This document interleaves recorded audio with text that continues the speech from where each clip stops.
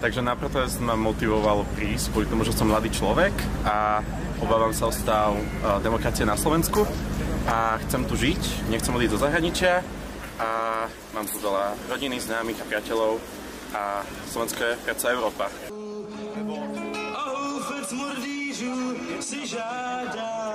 Vlastne príde mi, že je potrebné vyjadriť nesúhlas s tým, čo sa deje.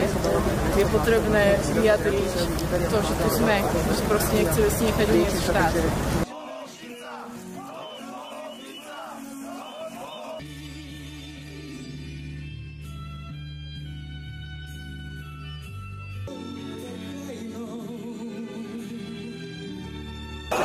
Dneska som sa rozhodol prísť, pretože po 69 roku ako študent som bol v mládežníckych študentských organizáciách, ktoré predspevovali hymny na námestiach a sme 2025 sme na svete, tomu nemôžeme